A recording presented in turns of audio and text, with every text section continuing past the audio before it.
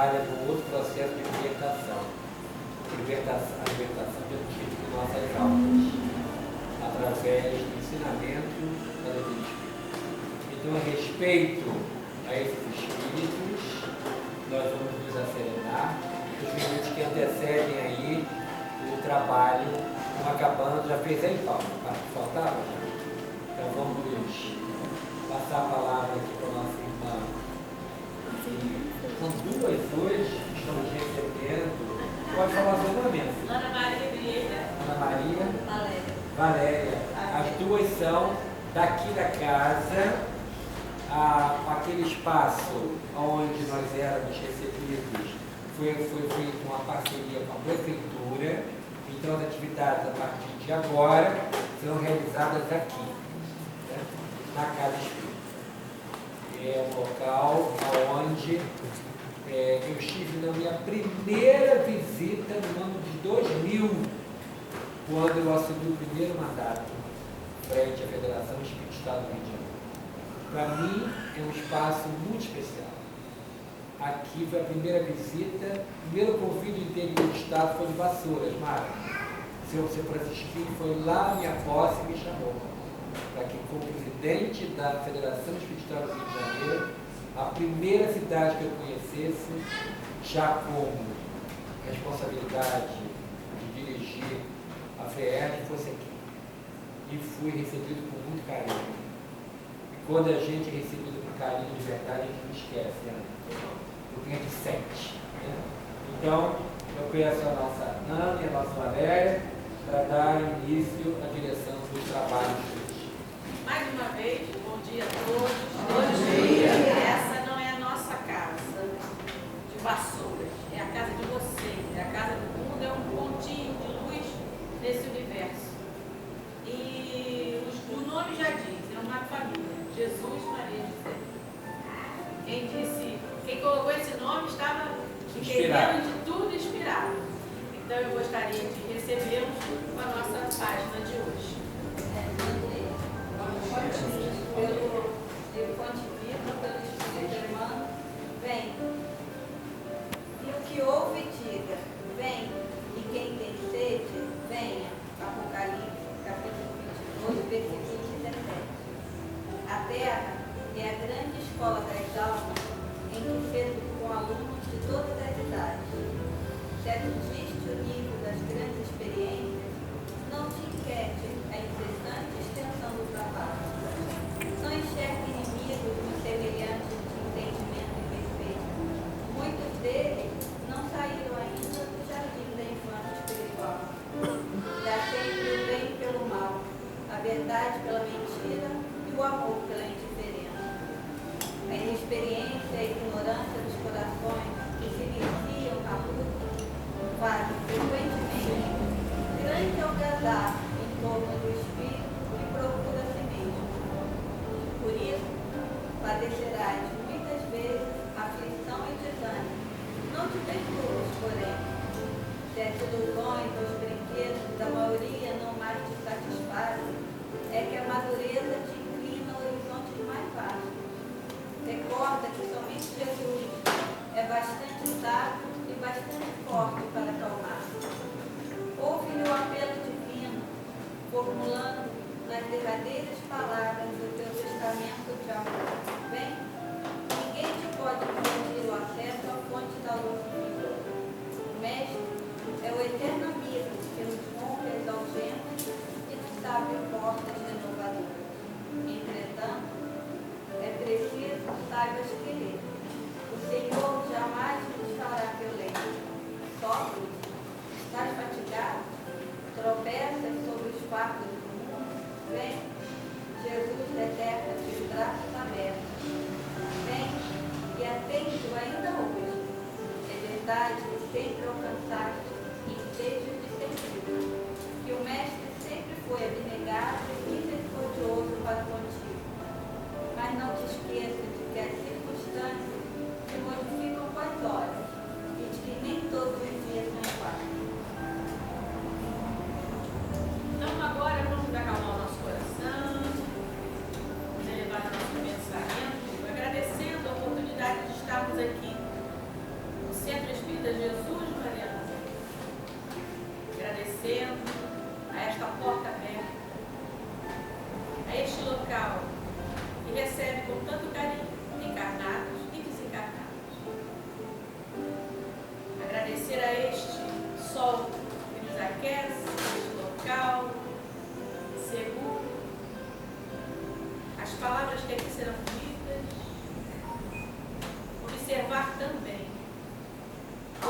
oportunidade de estarmos reunidos.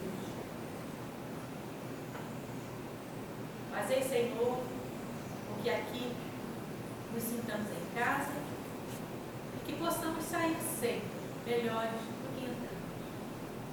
Fica conosco, Senhor, hoje e sempre. E assim seja.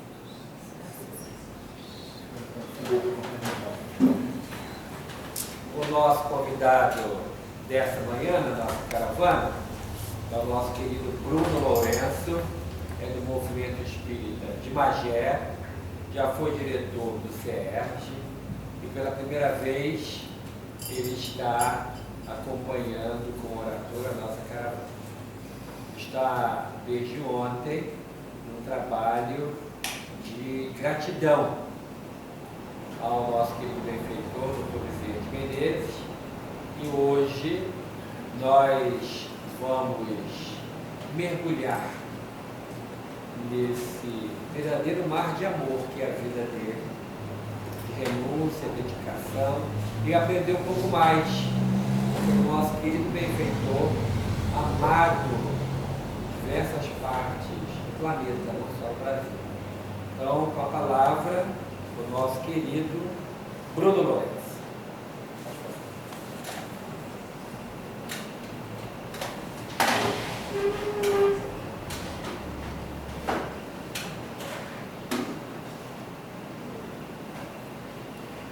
O Espiritismo é uma luz, gloriosa, divina e forte, que clareia toda a vida, ilumina além da morte.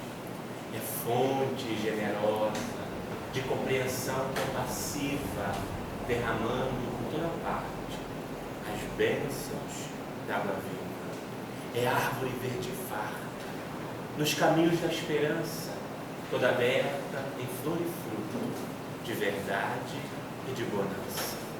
É o templo da caridade, em que a virtude oficia e a bênção da verdade é flor de eterna alegria.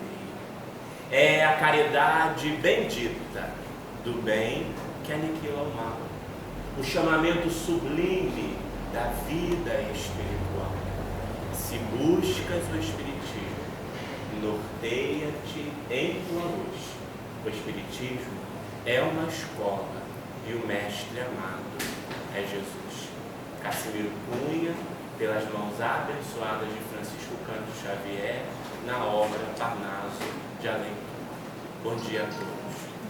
Que o mestre Jesus envolva todos os corações, todos os espíritos que nessa manhã partilham conosco dessas vibrações amorosas que nós, ainda que não merecedores, estaremos recebendo do mundo espiritual pela grata oportunidade de estarmos sob as bênçãos de Deus, reunidos no templo espírita, para reverenciar a figura inigualável do querido Dr. Bezerra de Menezes. Que a Casa Espírita e seus trabalhadores recebam as nossas vibrações de gratidão por terem acolhido a nossa caravana nessa manhã, e que todos aqueles que direta e indiretamente contribuem para que este templo sagrado do saber permaneça à disposição do Cristo, consolando corações e almas, recebam ânimo novo na tarefa que bem tem conduzido até aqui, tendo renovado as energias físicas, o ânimo moral e a certeza absoluta de que somos todos servidores do Cristo. E que todos nós que aqui estamos consigamos adotar postura de merecedores daquilo que iremos receber nessa manhã, nessa oportunidade em que, encerrando o nosso trabalho, estaremos mais uma vez rendendo hosanas a esse grande homem que é Bezerra de Menezes.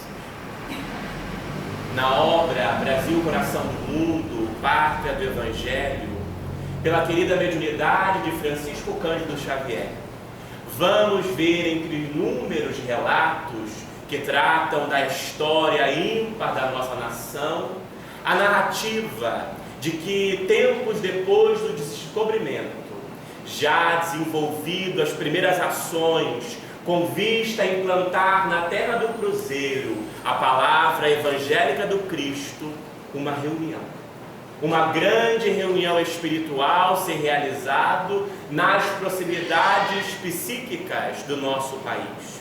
E lá, espíritos, sob a condução do ínclito e eminente governador espiritual do nosso planeta, Ismael, conversavam e planejavam os próximos passos, a fim de ver concretizado nas terras de Santa Cruz o grande desejo do Senhor. Ismael caminha entre aqueles homens e mulheres em espírito que lá estavam e de repente, para os passos, na frente de um homem que o contempla com seu olhar e com certo respeito abaixa respeitosamente a sua cabeça diante daquele que tinha o compromisso de conduzir os destinos do nosso país. E ali, Ismael, dirigindo-se àquele homem doce desde sempre, há de dizer: tu descerás e irá trabalhar para reunir os elementos dispersos, a fim de concretizar pela divulgação do Evangelho a divulgação e os projetos do Senhor. Tempos depois, notamos, no dia 29 de agosto de 1831, retornar, renascendo no Riacho do Sangue, no Ceará, filho do tenente-coronel Antônio Bezerra e de Fabiana Cavalcante, aquele espírito que tinha por missão contribuir com a continuação do trabalho evangélico nas terras do Brasil. Ele nasce numa família abastada, mas era um dos últimos dos seus irmãos. E ainda pequenino, nascendo naquela família que reunia uma certa soma de recursos, vai notar o rumo da história financeira da família modificar-se aos poucos.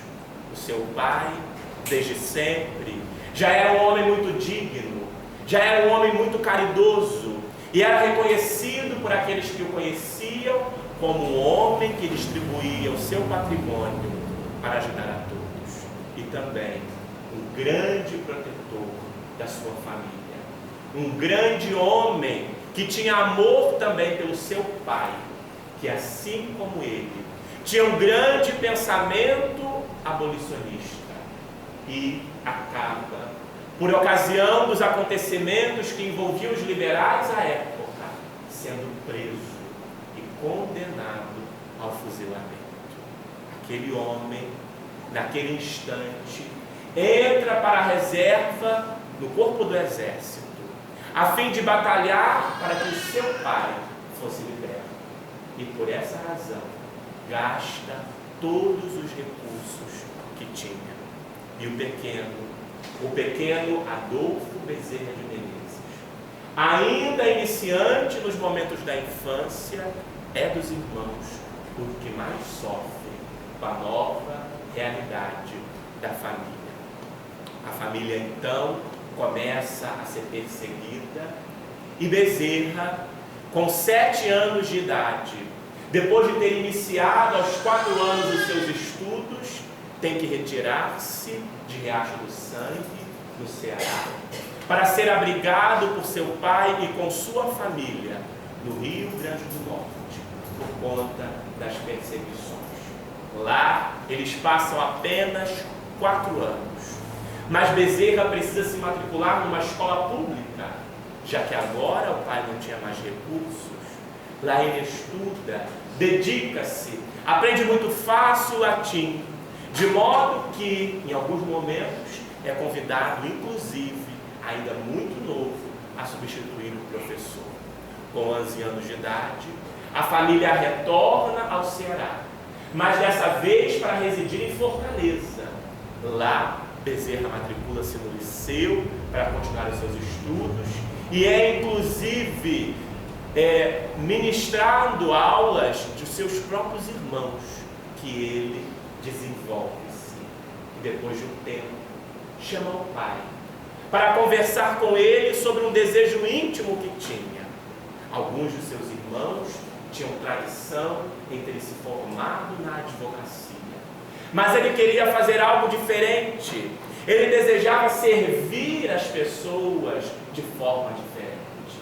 E fala com o seu pai, que tinha o desejo de vê-lo também professor e advogado, de que gostaria de ser médico.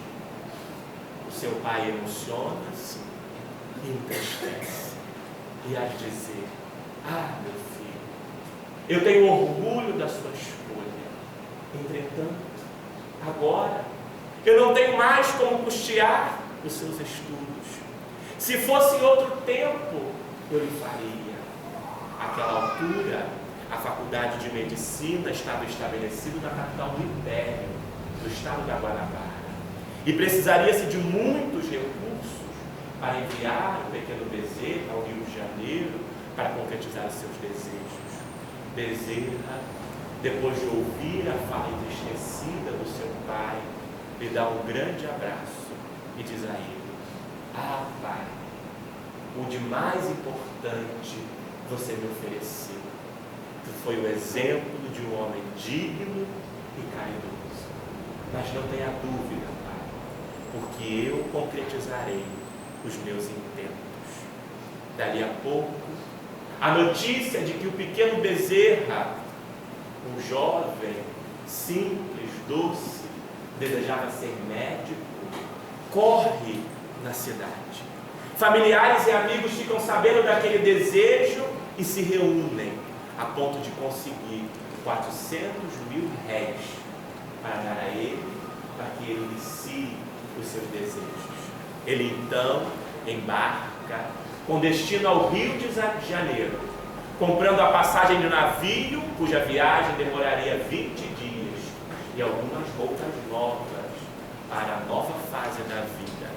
Chega na capital do Império, restando apenas 34 mil réis do dinheiro que tinha. Encontra uma hospedaria no subúrbio da cidade, com apenas um quarto simples e um banheiro. Matricula-se na escola, faculdade de medicina, inicia os seus estudos. E com pouco tempo, ele percebe que era o mais pobre de todos os alunos. A grande maioria, filho dos grandes proprietários de fazenda, dos coronéis da época, com muito dinheiro. Enquanto, nos finais de semana, esses que eram sustentados pelos seus pais, passeavam pelo Rio de Janeiro, o jovem Bezerra trancava-se em seu quarto e, com o auxílio dos livros, dedicava-se ao estudo.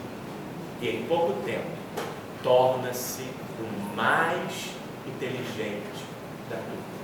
E com isso, começa a dar aulas de reforço para aqueles que tinham certa dificuldade com o aprendizado. E com esse recurso, ele começa a se sustentar. Entretanto, as dificuldades crescem, o número de despesas aumenta e de dívidas também. Numa noite, Bezerra percebe-se sem saída, sem ter o que fazer, devia muito à hospedaria. E aí ele se recorda. Ele se recorda dos ritos católicos ensinados por sua mãe e da admiração que tinha por Maria. Ajoelha-se aos pés da cama e ora a Mãe Santíssima, falando com ela que desejava saber como se conduzir diante daquelas dificuldades financeiras, do desejo que tinha em seu coração de concluir os estudos para servir, para amar através da medicina. E logo que termina a oração, já era tarde da noite, ele escuta uma batida forte em sua porta. Assusta-se. Quem podia ser aquela hora da noite? Vai à porta, atende e percebe um jovem bem vestido que lhe pergunta: Você é o Bezerra de Menezes? Sim, sou eu, pois não, que desejas? Eu ouvi dizer que o Senhor dá aulas de reforço. É verdade? E eu gostaria de contratá-lo. Sim, mas o que você precisa? Diz Bezerra. Eu preciso de aulas de matemática. Bezerra abaixa a cabeça, entristece-se, porque matemática era a única disciplina que ele tinha certa dificuldade. E ele fica pensando e entende, mas é uma oportunidade. Era uma aluna a mais que eu precisava para conseguir um recurso extra. Levanta a cabeça e diz, eu aceito o seu convite, mas há uma condição. Pois não, diz o jovem, eu só posso começar a dar as aulas daqui a uma semana, porque eu preciso de um tempo para me planejar. O jovem, eu aceito a sua condição, mas eu tenho a minha condição. E Bezerra diz, pois não, qual é? Que você aceite que eu lhe pague adiantado, agora, todas as aulas. Bezerra, como um homem digno, vai dizer, eu não posso aceitar. Como eu posso aceitar o pagamento por um serviço que eu ainda não prestei? E o jovem vai dizer, mas esse dinheiro é resultado da mesada do meu pai. Se eu não te pagar agora, eu corro o risco de gastá-lo daqui a uma semana e não ter os recursos para pagar pelas aulas. Por favor, aceite. Bezerra, então, dada a insistência e a sua necessidade, aceita aqueles recursos.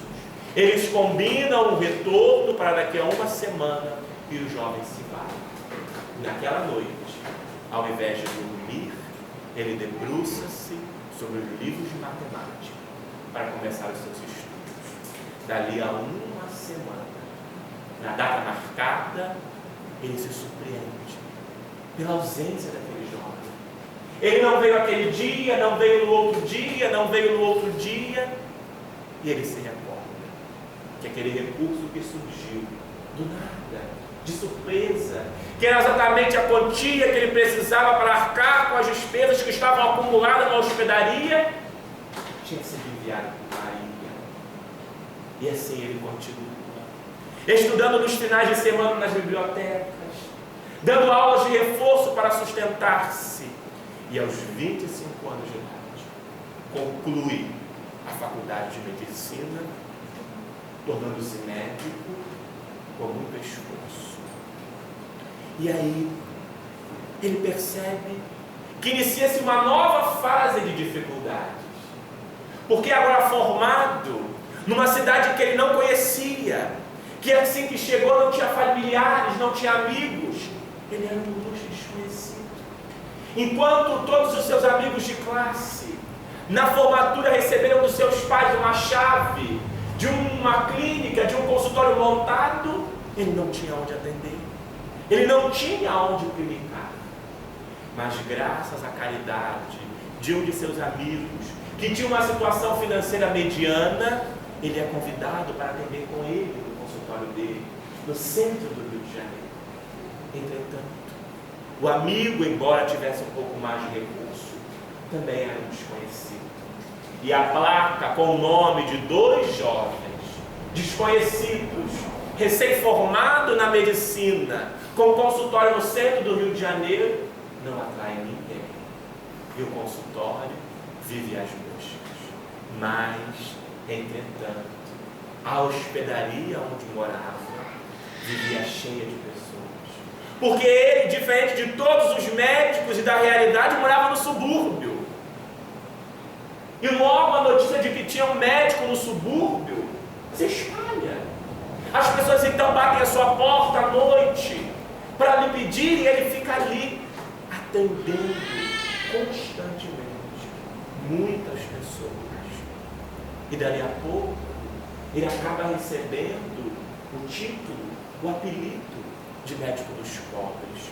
E por conta disso, aqueles trabalhadores, os pobres que eram atendidos na sua casa durante a noite, começam a dar notícia dos seus préstimos, de que eram curados por ele, aos seus amos, aos seus patrões. E isso faz com que pouco a pouco o consultório particular particular dele, no centro do Rio de Janeiro, comece a receber pessoas interessadas no seu serviço. E assim era a vida daquele jovem, atendendo aqueles que não podiam pagar e aqueles que podiam pagar com recurso, e com esses recursos sustentava os consultórios daqueles que não tinham condições de pagar. E nesse meio tempo, um professor seu, que acabava de ser convidado para assumir a chefia do Corpo de Saúde do Exército Brasileiro, sabendo que ele era um aluno destacado, lhe convida para compor o Corpo de Saúde do Exército. Bezerra, então, cumpre todos os requisitos e entra no Corpo de Saúde do Exército Brasileiro como tenente. E a partir desse instante, só a partir daí, ele começa a reunir uma certa quantidade diferenciada de recursos. E encontra Cândida, uma jovem por quem ele se apaixona e deseja ter com ela uma relação familiar afetiva. No desejo do casamento, ele compra uma casa modesta em São Cristóvão e lá vão os dois morar juntos. Dali a pouco nasce o primeiro filho, o segundo filho, e as coisas vão caminhando bem. Até que Bezerra começa a ser solicitado pelas pessoas de São Cristóvão para assumir o cargo público. Já que era um homem muito conhecido, muito caridoso, recebia no seu consultório muitas reivindicações que ele levava até o império. E essas reivindicações eram, na grande maioria das vezes, atendidas. As pessoas começam então a incentivá-lo a se candidatar vereador pelo bairro de São Cristóvão. A esposa lhe incentiva. Ele acaba se rendendo, candidata-se a vereador e vai ter ao longo da sua trajetória 4 mandatos como vereador, 2 mandatos como deputado federal, em alguns momentos assume a presidência da Câmara de Vereadores da capital.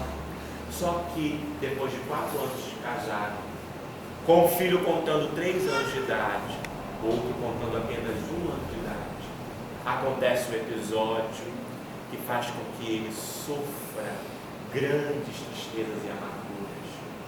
A sua esposa desencarna. Ele fica muito entristecido.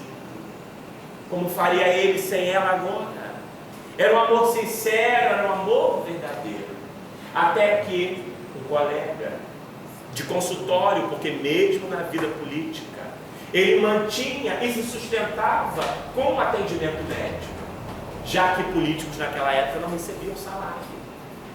Entrega a ele um exemplar da Bíblia Sagrada, que mesmo ele sendo católico, não tinha ainda tido a curiosidade de ler. E naquele momento de tristeza, permanece sem ter essa curiosidade. Mas dizem os seus biógrafos que ele diz que a Bíblia era muito bonita, tinha ilustrações de Michelangelo, de grandes artistas, e que aquilo lhe impressiona. Ele abre o livro, passa a folhear algumas páginas, de repente se percebe envolvido pelas páginas do Evangelho e passa a ler, trazendo dali o consolo ao seu coração. E ele vai dizer que tinha ligeira sensação de que já conhecia tudo aquilo, mesmo sem ter lido nenhuma palavra. De verdade, ele já havia lido tudo aquilo. Ele já havia vivenciado a grande maioria daquelas cenas, porque ele houvera sido convidado por Pedro, após o suicídio de Judas, para compor o colégio apostólico, sendo o 13º apóstolo. Ele era anti-Jaqueu, aquele que subirá à árvore para ver Jesus passar, e recebe dele o convite de pernoitar na sua casa, lá jantar-se, e depois daquilo opera em si uma grande transformação, com a morte de Jesus e de Judas. Ele é convidado para compor o colégio apostólico e muda de nome, passa a se chamar Matias. Por isso ele já conhecia como ninguém o Evangelho. E naquela tentativa, ele vê-se numa dificuldade agora. Como dar continuidade à sua tarefa política, os seus atendimentos sem hora de terminar, com 2 crianças pequenas, sozinho. E aí, a irmã de sua esposa lhe faz uma oferta. A irmã, por parte de mãe, diz assim: eu não tenho filhos, eu gosto dos meus sobrinhos, eu me comprometo a cuidar deles, e assim é feito. Ela ia para a casa dele de manhã, passava o dia inteiro cuidando das crianças, e quando ele retornava, ela se despedia e ia para seu lar. Entretanto, como hoje nós sabemos, também naquela época, já existiam as más línguas, que começam a dizer: olha, a irmã nem esfriou o corpo no túmulo, e a outra já está lá querendo roubar seu marido. Essas fofocas chegam ao ouvido do Dr. Bezerra, que como um homem muito digno, chama aquela mulher que contribuía com a criação dos seus filhos para um diálogo, fala do que o povo está dizendo, e diz a ela: eu tenho uma sugestão para pormos fim a tudo isso. Qual é a sugestão? Vamos nos casar. Eu preciso dar dignidade a você. Você vem morar aqui, e assim tudo que o povo fala terá que ficar por isso mesmo. Mas nós vamos nos casar apenas para que você tenha dignidade. Não seremos marido e mulher. E assim ela vai residir na casa, mas vem a convivência, ele acaba se apaixonando por ela, e com ela tem mais 7 filhos. Ô homem para gostar de fazer filhos. E ali ele continua a sua trajetória de caridade, ele continua a sua trajetória de amor, e entre as muitas cenas vamos vê-lo no final da manhã, aproximando-se a hora do almoço em seu consultório, levantar-se do birô, ir até a porta e repetir aquela frase que ele fazia continuamente: que entre o próximo. E ali ele percebe entrar uma mulher com uma criança de colo, aflita, chorosa, a criança com alta febre. Ela dizia: doutor, meu filho vai morrer, está doente, eu não sei como fazer. Ele pede calma, examina, consulta a criança, pega a papeleta, começa a transcrever o remédio e entrega a ela.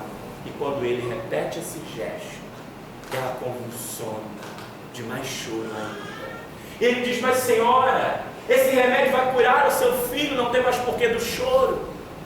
Mas doutor, eu não tenho do que comer em casa, como eu vou comprar os remédios? Ele diz: não se preocupe, eu vou ajudá-la. Levanta-se da cadeira e insere as mãos nos bolsos da calça, a fim de encontrar algumas moedas, e se surpreende. Não tinha mais nenhuma. Ele já havia oferecido tudo que tinha nos bolsos a quem veio de forma antecipada. E naquele momento ele se entristece, constrangido. No olhar daquela mulher percebe a tristeza que ele consome com a cena. E ele diz: mas não se preocupe, porque eu sei que aqui na gaveta eu tenho algumas cédulas. Ele abre a gaveta também e olha constrangido que também não tinha mais dinheiro. Ele nunca tinha sido bom de fato de matemática, de fazer contas, e de fato não sabia calcular o que tinha e o que não tinha, e não tinha mais nada.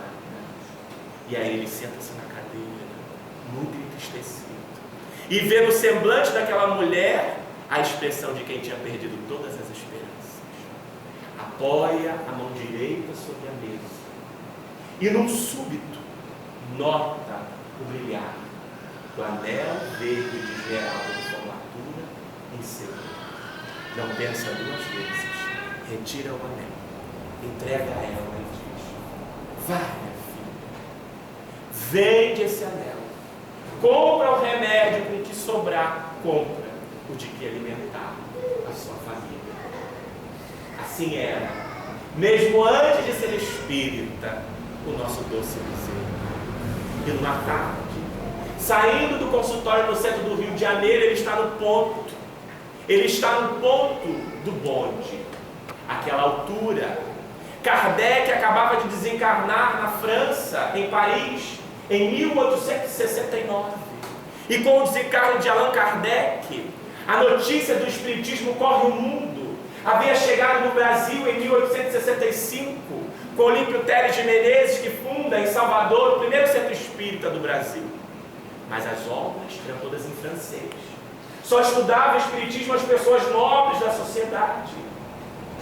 Até que no ponto do bonde, ele encontra com um amigo, Joaquim Travasso, que já tinha se dedicado ao espiritismo e acabado de traduzir para o português, pela primeira vez, o Livro dos Espíritos no Brasil.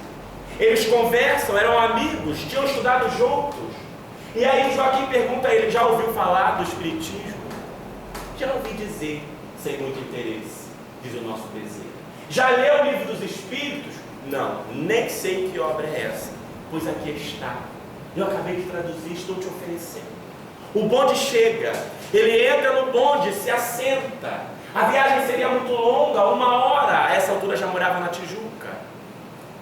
E aí ele vai dizer: bem, eu estudo tantas filosofias, não hei de ir para o inferno apenas por ler isto.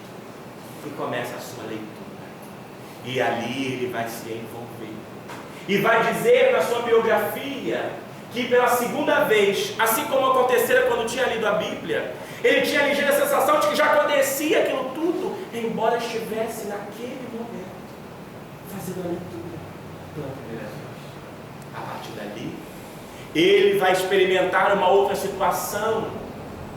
Ele, envolvido pela mensagem filosófica da doutrina, ainda tinha certas dúvidas acerca da comunicação dos espíritos, até que num dia ele já estava há 5 anos com uma certa complicação gástrica, mesmo sendo médico, mesmo tendo ido a amigos especialistas, ele não conseguia curar. E ele fica sabendo de um médico espírita, recentista, homeopata, e a fim de tirar todas as suas dúvidas acerca da nova doutrina, envia o seu amigo Joaquim para ir lá, dar os sintomas que ele, Bezerra, tinha, sem dizer que era ele que tinha, para fazer a consulta. A receita vem para o Dr. Bezerra. Mesmo sendo Joaquim que ali estava, e com 3 meses se medicando, ele é curado. A partir daí, o nosso Bezerra começa a militar anonimamente no trabalho espírita, porque ainda era naquela altura um político proeminente. E ele não queria misturar política e religião. A exemplo de Kardec, ele passa a contribuir e passa a escrever sobre o espiritismo no jornal de maior circulação do Brasil na época e da América do Sul, o país, sob o pseudônimo de Marx. Ele também vai incentivar com que seja fundada a Federação Espírita Brasileira, com que seja fundado o reformador que está sendo editado até hoje pela Federação Espírita Brasileira, mas não faz constar o seu nome entre os fundadores. Até que, encerrado a participação política, vamos vê-lo em 1889. Salvo o melhor juízo, a data deve ser essa, mas não leve tão a sério. O que acontece é que, encerrado a participação política, ele reúne no salão da Guarda-Velha 2.000 pessoas da capital do Império para fazer uma longa palestra falando sobre a sua adesão ao espiritismo. Torna-se vice-presidente da FEB.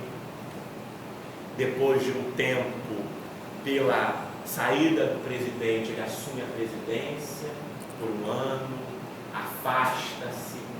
Na sequência, a Federação Espírita Brasileira se perde no seu caminho por algum instante, aos olhos dele, que tinha implantado na Federação o estudo do Evangelho, e ele diz que os espíritas não estavam querendo muito estudar o Evangelho.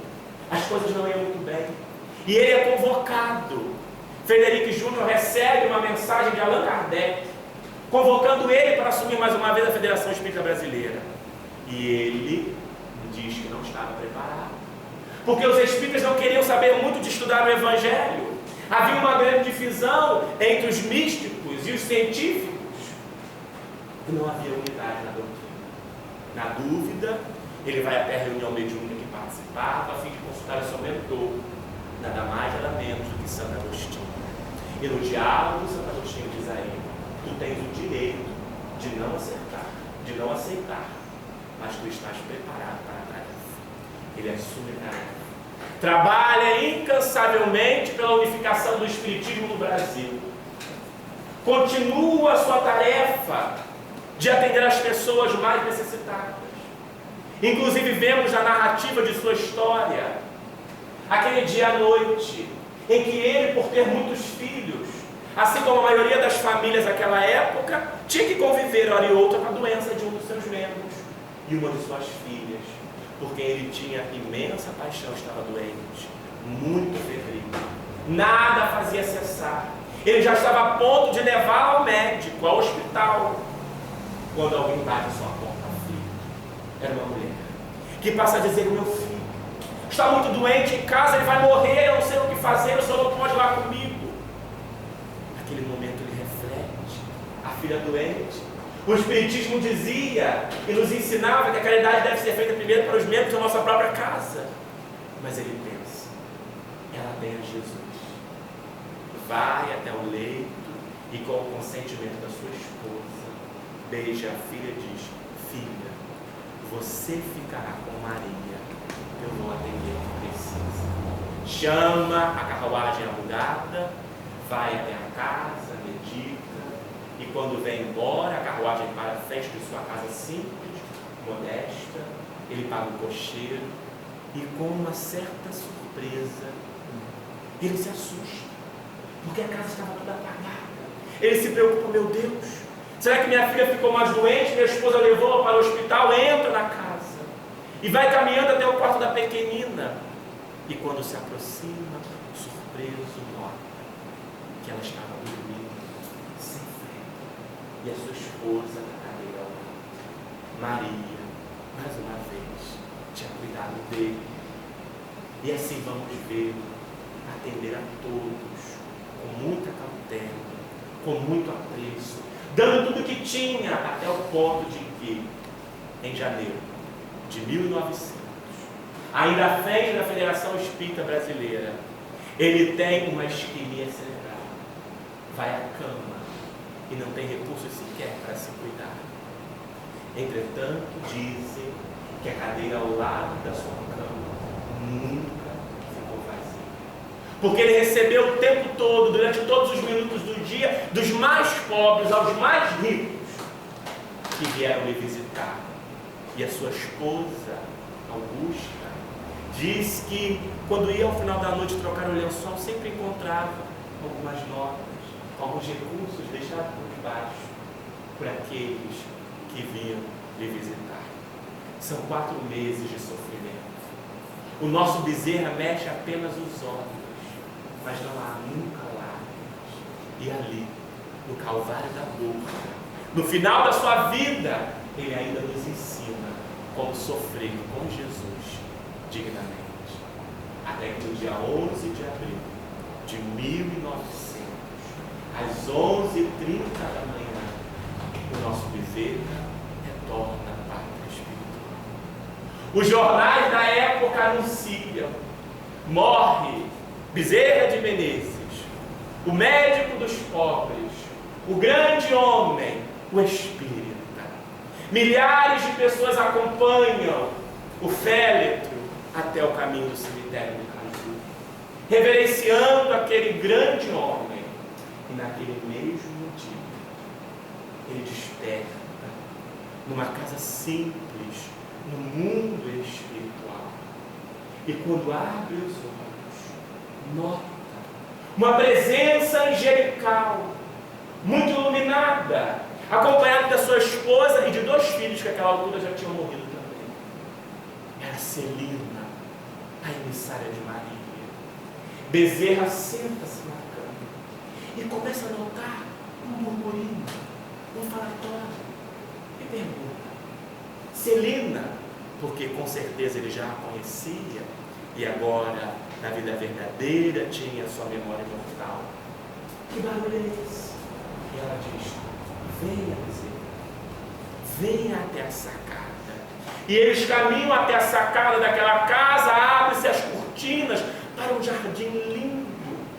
E Bezerra nota uma multidão de pessoas. Ele pergunta: mas Celina, eu não entendo, quem são esses? E ela diz: você não se recorda? Como você não se recorda? são alguns daqueles que você ajudou com os seus gestos de caridade, de amor quando estava na terra. Eles vieram me oferecer um pleito de gratidão. Ele abaixa a cabeça e num gesto de humildade de dizer: eu não mereço, eu não mereço.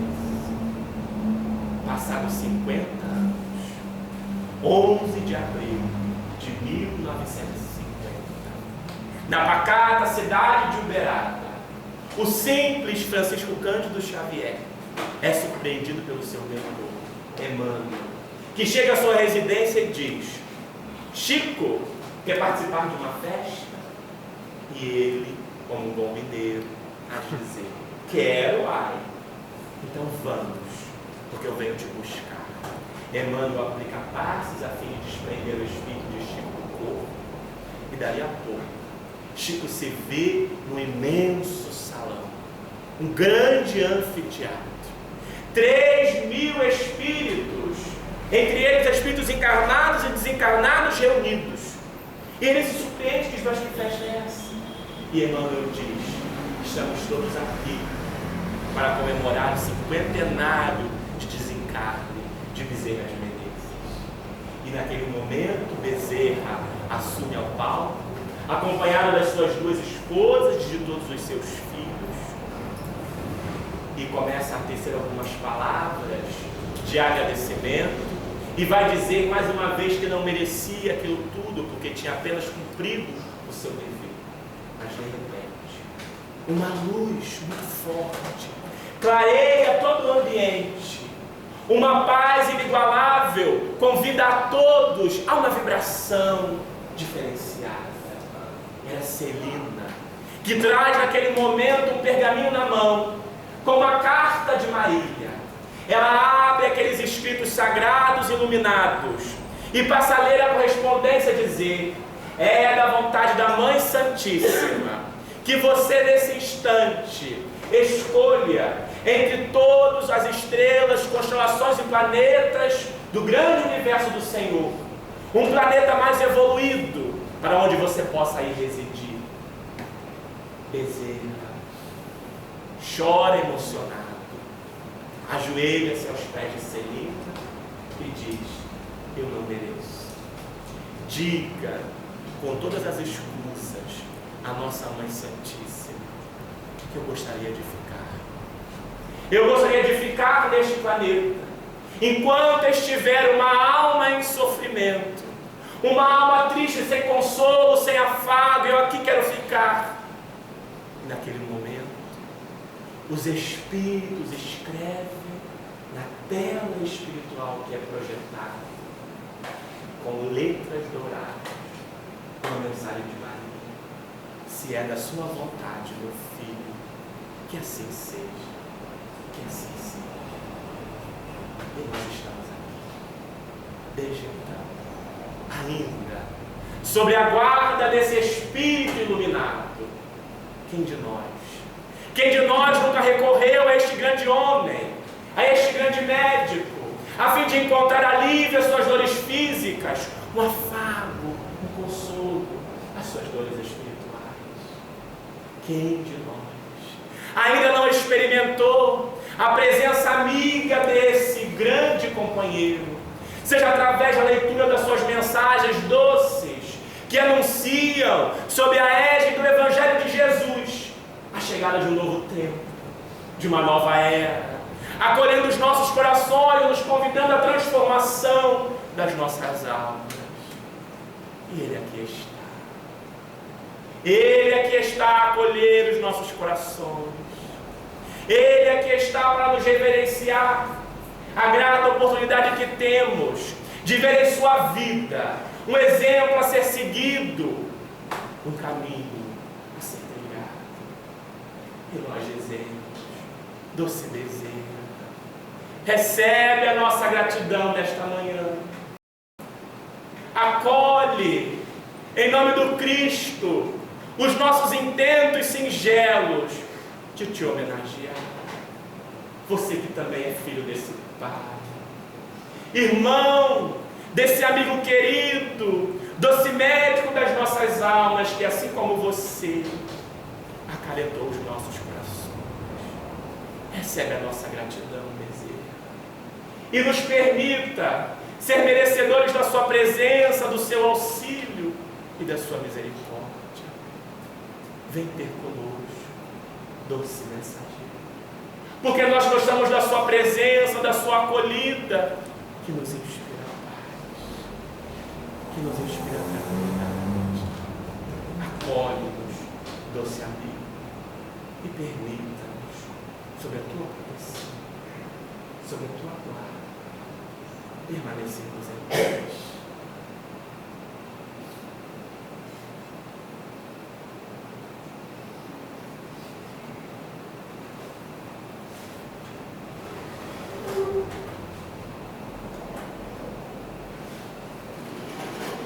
Nós agradecemos imensamente ao nosso Bruno pela exposição da manhã e nós temos alguns avisos a serem dados, vamos pensar em seguidas, antes da prece final.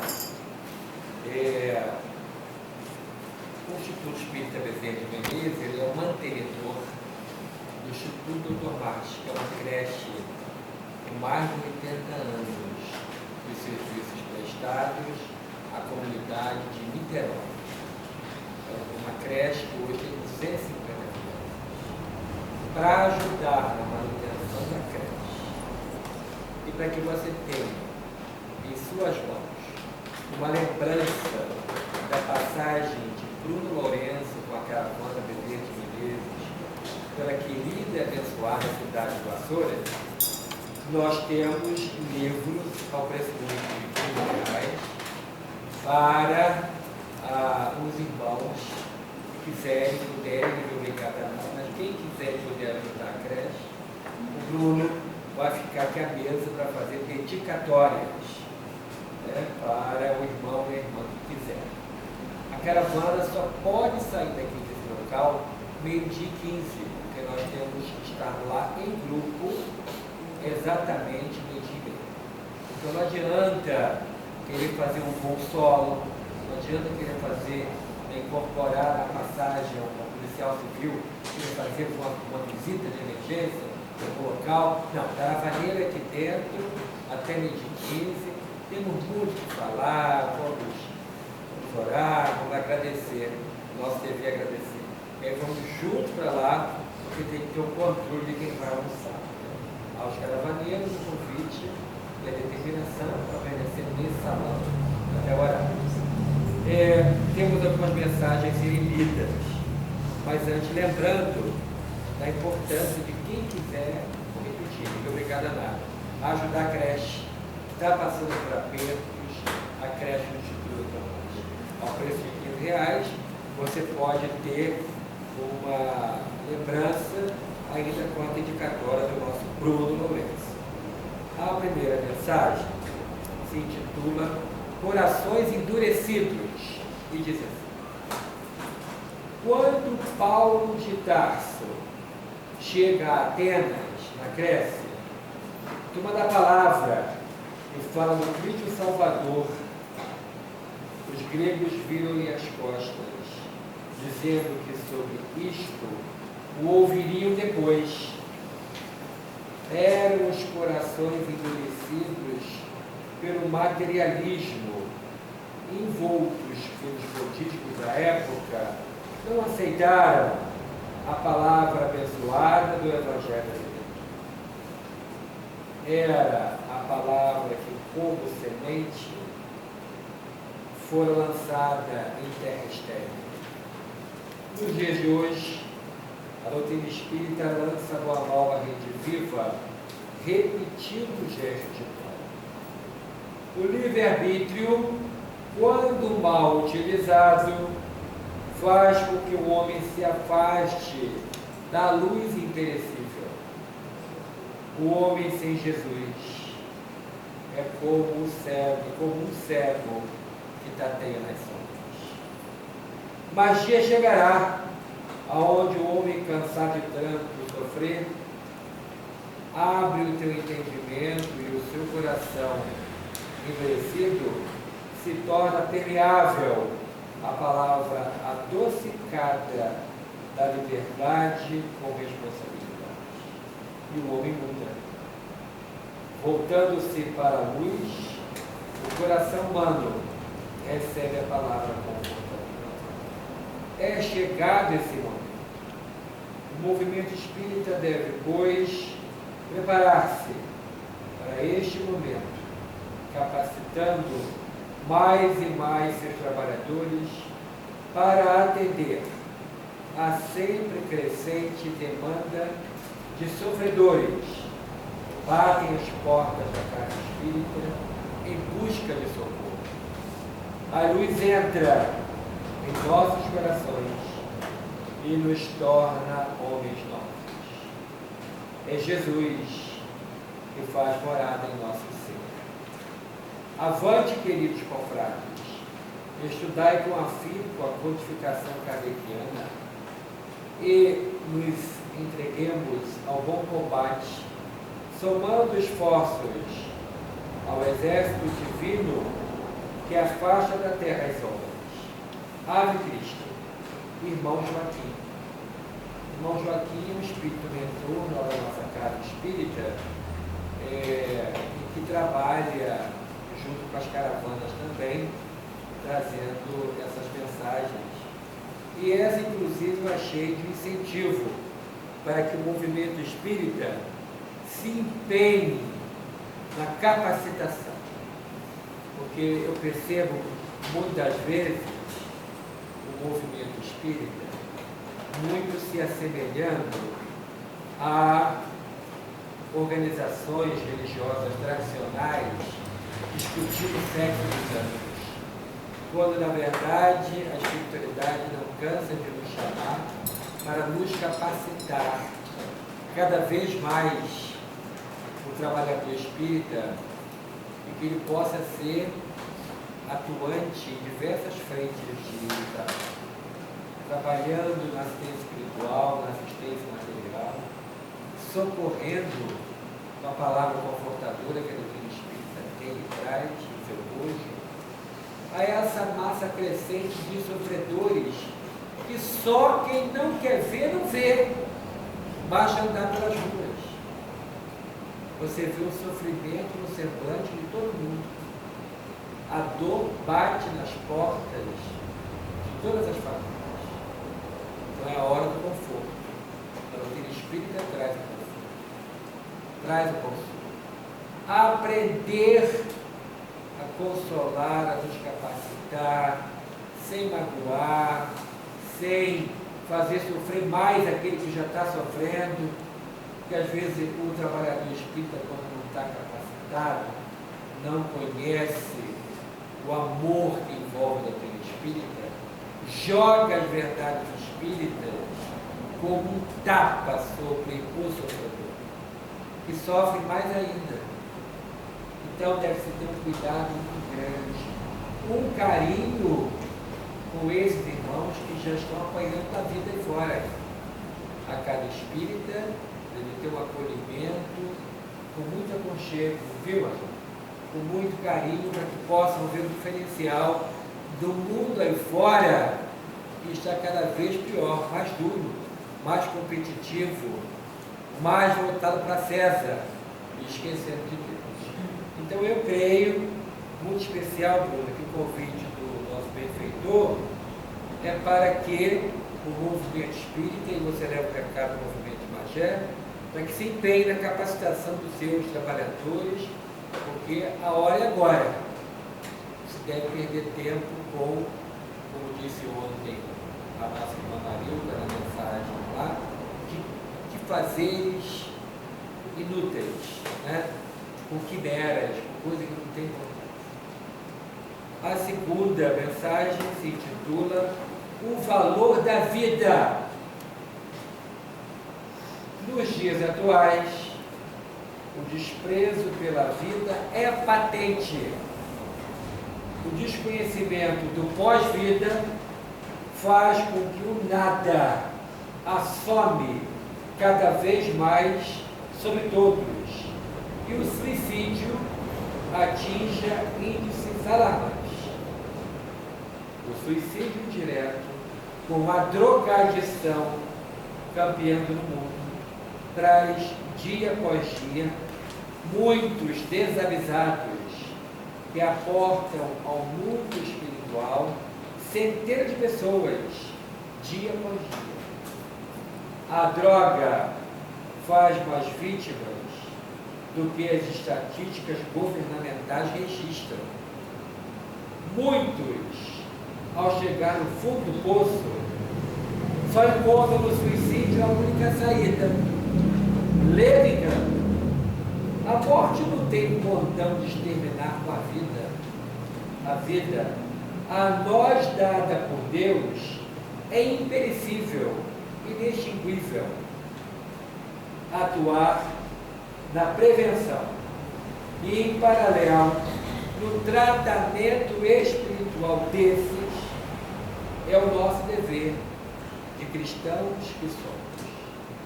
A casa espírita deve escancarar suas portas e receber esses enfermos da alma, acolhendo-os com carinho. Entreguemos-nos com amor a esta importante tarefa que nos dignifica como socorristas que somos. Vistamos, pois, a túnica nupcial prevista no Evangelho e não olhemos para trás. A dor não pode esperar. Sigamos sem destemor, sempre com Jesus.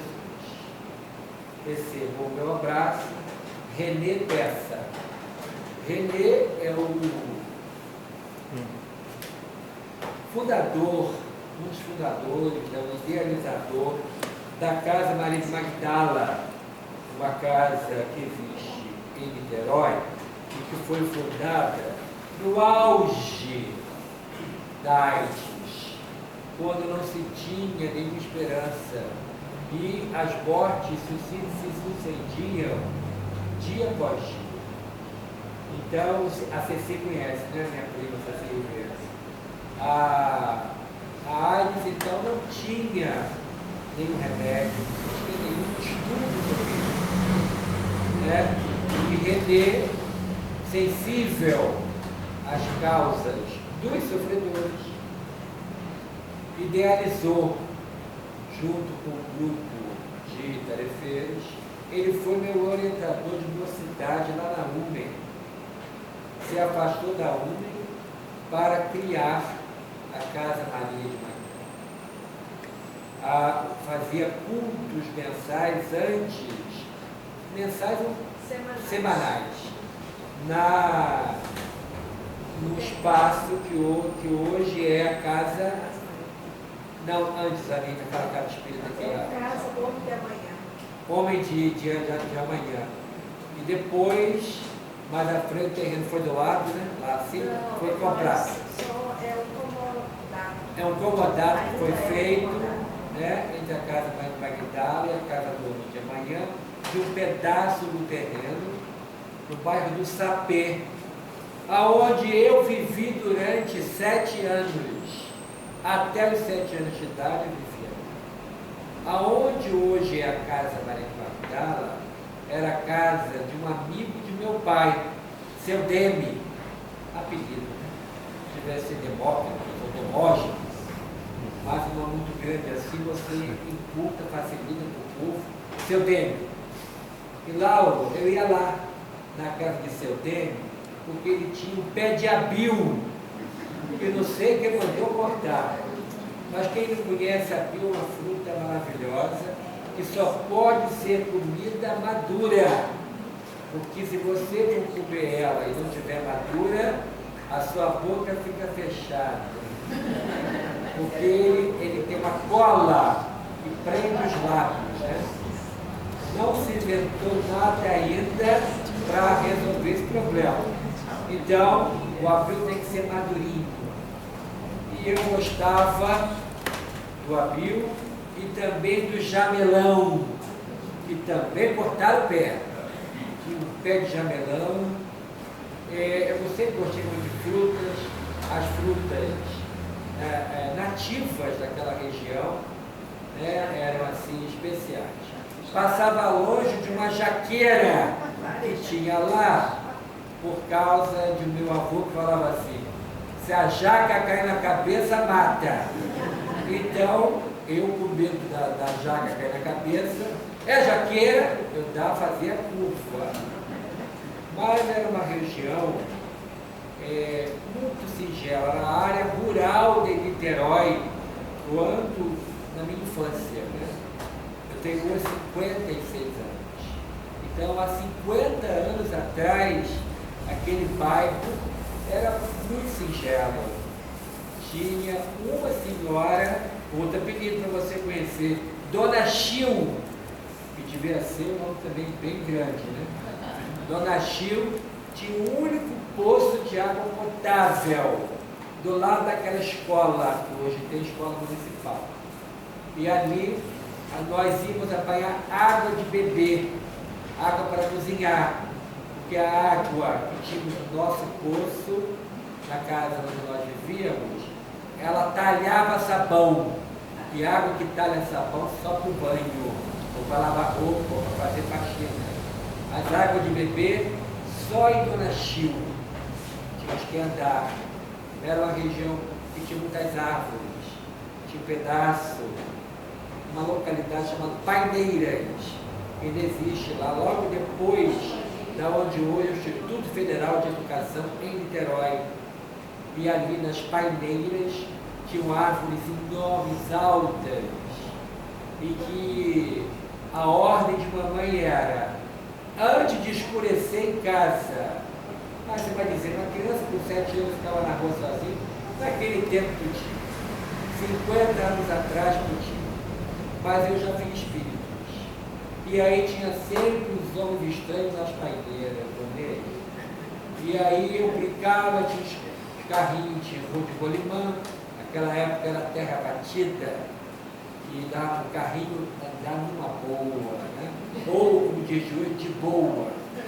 Eu andava de boa, tinha um amigo que empurrava e eu descia ali nas paineiras, mas tinha os homens que ficavam me olhando, e eu só via a cabeça e o chapéu. E falava para minha mãe que não entendia direito, mas a minha avó era médium de Umbanda e entendia. Ela dizia, vai lá não. Quando tiver escuro, tiver escurecendo, você sai das paineiras, que são espíritos cobradores que ficam ali. Ali teve muitos crimes, então você não vai não. Tinham salteadores do lixo, que faziam ali a rendição de pessoas que iam, que era uma via de acesso àquela região que estava em Alcântara, que era ainda um incipiente bairro, não a potência que hoje é Alcântara, né? Reconhecido até lá de fora, diz que o astronauta consegue ver Alcântara, lá fora, né?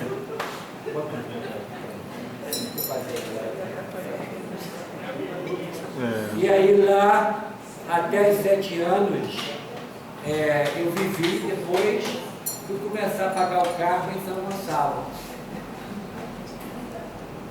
A região onde hoje é a nossa casa espírita, casa de Batuíra, quando nós fomos para lá, porque a casa onde eu vivi depois de 7 anos, é uma rua antes da Rua do Ganso. E ali era tudo uma área conquistada do mar, uma área aterrada, carreiro.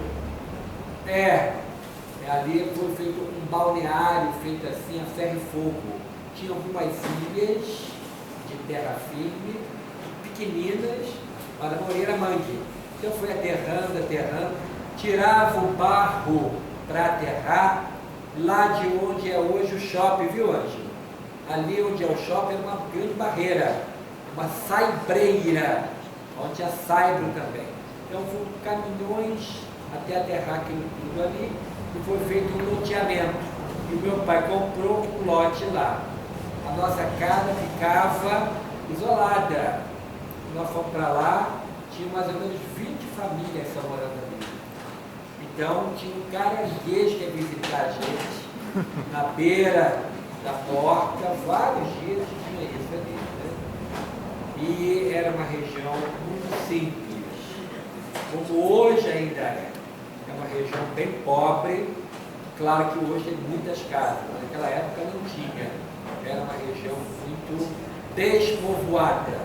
Naquela época era a Companhia Brasileira de Energia Elétrica, CBE, que atendia a todo o país, né? Depois foi criada a SERG, as estaduais. Mas a nossa luz ali, Tereza, era uma luz fusco-fusco, né? Então era uma luta, tudo era muito escuro, de forma que as casas tinham uma lâmpada em cada cômodo porque não suportava mais, devido à carga que ia para lá, era muito pouca energia. Então ali, para lá eu fui quando saí do Sapeiro. A primeira vez que eu fui fazer palestra na casa do Magdala, eu me emocionei, porque eu reconheci no ambiente onde eu estava falando a casa do seu Débora. Obviamente, eu vi com olhos espirituais, né?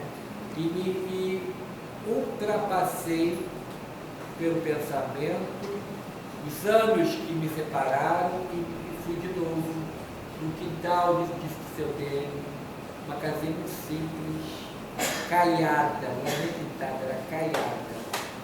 E ali minha mãe falava, para garoto.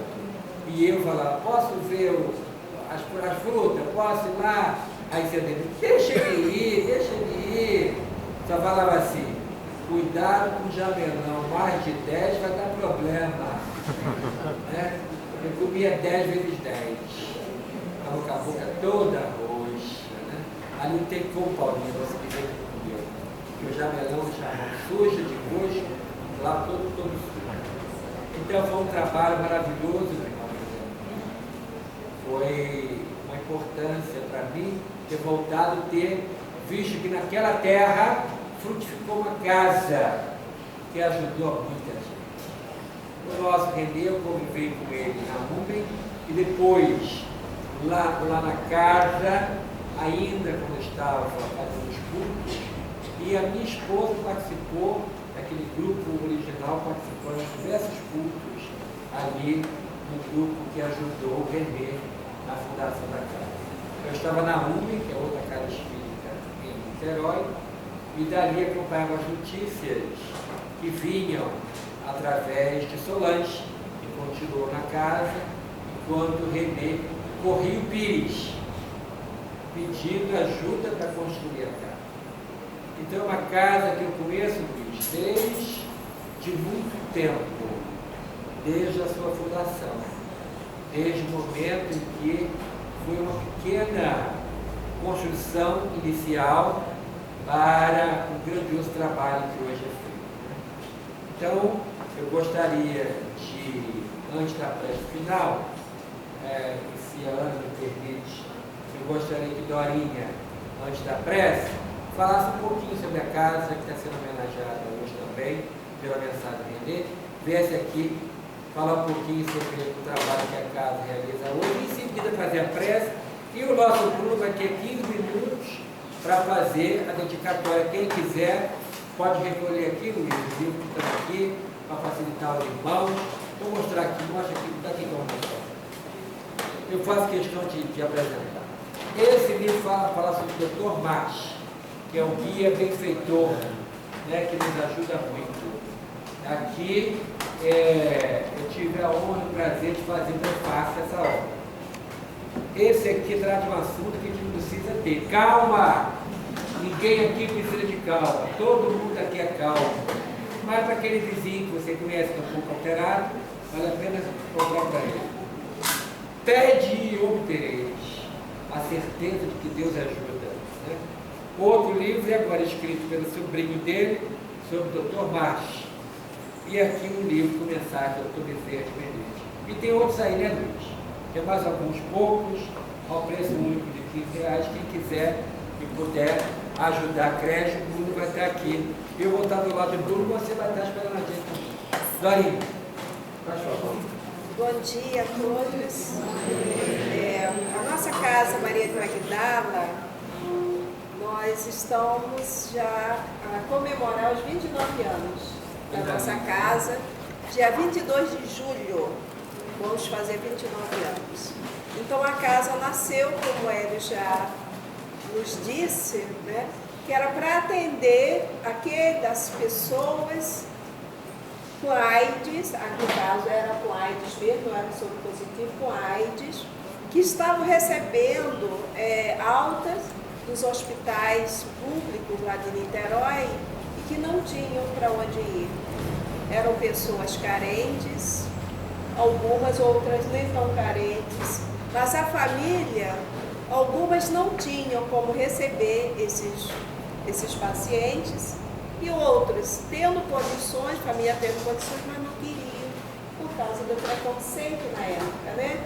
Então a casa foi inaugurada extraoficialmente um mês antes, porque nós tínhamos que receber um paciente, o Alexandre, o nosso João, né? Então, e um mês depois oficialmente foi inaugurada. Então, a história da nossa casa é contada num livro chamado Amor e Vida, que foi o único livro que Renê psicografou, que narra a história da casa. A casa foi fundada no mundo espiritual em torno de 1640, mais ou menos, já para atender o casal que deu origem, né, à casa.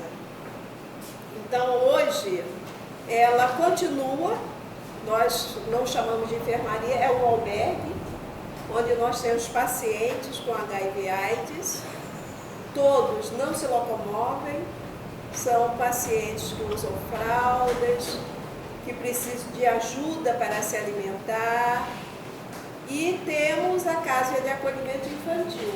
No início era só crianças soropositivas. Hoje ela abre para crianças em condições de vulnerabilidade social.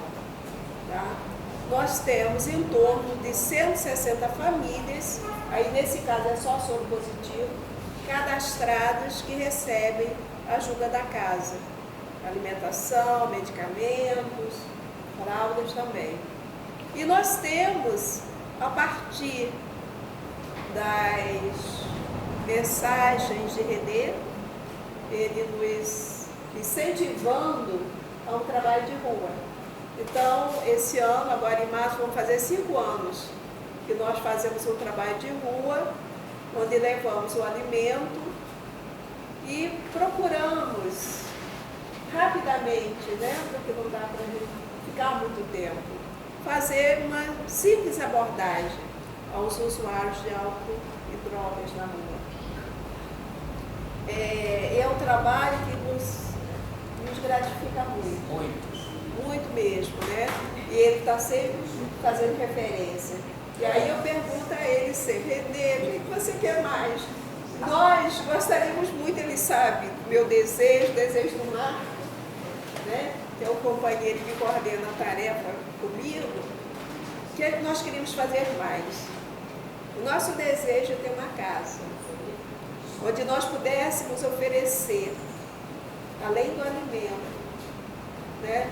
Oferecer um banho, oferecer uma roupa, mas também uma palavra um pouco mais prolongada, né? Consolo, né? Um consolo. Nós já, através de uma palavra e tal, nós procuramos consolar e principalmente despertar a fé, dizendo que eles são filhos de Deus como nós somos. Sempre a gente tem essa preocupação de falar. E uma vez eu me lembro que eu falei, uma pessoa, ele veio, pegou a sopa e depois ele voltou e disse, eu posso pedir mais uma sopa? Eu estou com muita fome ainda.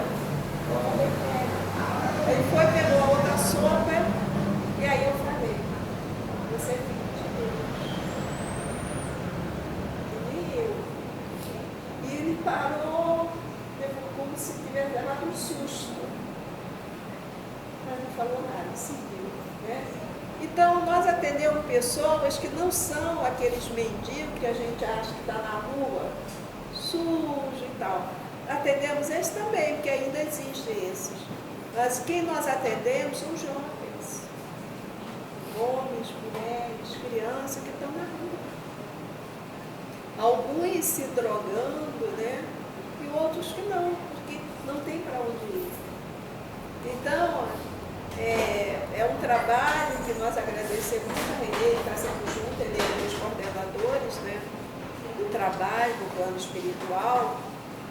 Nós agradecemos essa oportunidade de estar junto a esses irmãos que são necessitados. Então, eu convido a todos que quiserem conhecer a nossa casa, que fica lá na estrada, Washington Luiz, 1956, Sapê. E vocês podem também entrar no nosso site, tá? É só colocar Casa Maria de Magdala, vai abrir. E vocês vão ver todo esse trabalho que nós fazemos, a forma de ajudar, porque nós não temos nenhum recurso. Não temos nenhum recurso. A nossa despesa gira em torno de 75 mil. Bem, nós não temos recurso. Mês. Mas nós conseguimos fechar. Né? Porque Renê tinha uma forma, né, que ele deixou para nós, de nós mantermos a nossa fé, a nossa confiança. É um lema. Ele sempre dizia, quando a gente fala, Renê, não se preocupe, Deus proverá. E nós temos esse lema, né? Deus proverá. Então, às vezes, a gente fica sem nada, é sujo. Né? E a gente faz eventos, né? Temos bazar, enfim, tudo que a Casa Espírita faz, né? A gente também faz para manter a nossa casa e nós gostaríamos de receber a visita de vocês para conhecer e quem sabe ser voluntário, porque nosso trabalho é pioneiro no trabalho voluntário. Nós temos algumas pessoas remuneradas, alguns por força da lei, que na casa de acolhimento infantil, nós temos que ter, a lei exige. Nós temos alguns plantões que são pagos por causa da dificuldade, mas vamos dizer que 80% do trabalho da nossa casa é voluntário. É um trabalho voluntário. Então, nós sempre estamos precisando de voluntário. Aqui nós temos alguns voluntários. Eu olhei agora um ali, em pé, enfim. Então, é um trabalho que a casa não fecha. É dia e noite funcionando, porque nós temos o albergue, temos as crianças, temos os adolescentes que cresceram na casa e que continuam lá, porque não tem para onde ir. São dois têm uma deficiência, né? Moram na nossa casa, enfim, é isso aí. Parabéns pra gente. Parabéns, né? Pode fazer a festa? Eu acho que parabéns primeiro pela ideia que o Renê teve, né? De criar essa casa. E ele nos treinou. Antes dele desencarnar, a gente tinha aulas com ele, né? E que eu penso que a aula era para treinar, atender os pacientes. Mas no fundo, a aula era para a gente aprender a amar. O despertar, porque ele já sabia, mas a gente precisava aprender a amar, né? É isso aí. Vamos então orar, meus irmãos, vamos à prece. Então vamos continuar nesse ambiente, buscar a imagem do Divino Mestre Jesus na nossa tela mental e agradecer, porque esta manhã é só gratidão em nossos corações. Estar aqui com todos esses amigos, benfeitores, ouvir falar desse amigo incomparável, Dr. Bezerra de Menezes. Que nós possamos, Senhor Jesus, a exemplo desses trabalhadores, fazer a nossa pequenina parte. Que nós possamos ouvir os convites que nos chegam, porque a hora é essa. Este é o tempo que precisamos aproveitar. há muitas dores, muito sofrimento. E nós temos a fonte onde podemos buscar a palavra de consolo e de conforto. Que nós possamos arregaçar as mangas e partir para a seara, para essa seara que nos aguarda. Esses irmãos quase invisíveis esperam por nós uma palavra, um olhar. Muitas vezes eles não precisam daquela moeda que nós às vezes jogamos porque não queremos nos aproximar. Eles precisam sim, de um toque, de um olhar amoroso. Que nós possamos, Senhor Jesus, despertar os nossos corações lá no fundo, para sair de nós essa energia amorosa, para envolvê-los. Abençoe, Senhor, as nossas casas espíritas, os nossos laboratórios, onde nós aprendemos essa autotransformação. Abençoe esta casa que nos acolhe neste momento. E que nós possamos seguir na nossa caravana, levando aonde passarmos e distribuindo essas energias que ora cai sobre nós. Fica conosco, querido amigo Jesus. Agora e sim. Graças a Deus.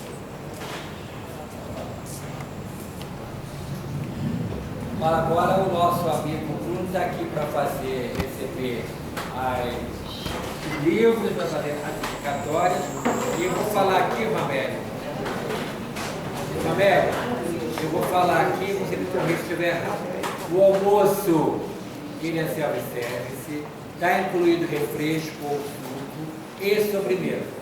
Refrigerante, se você quiser, eu me dirigindo aos tarefeiros, o almoço está pago lá. Se você quiser refrigerante, é à parte. Eu vou repetir. Refrigerante é à parte. Tá? Refrigerante é à parte. Mas suco e refresco, ó. Tá bom? Agora a Valéria tem ali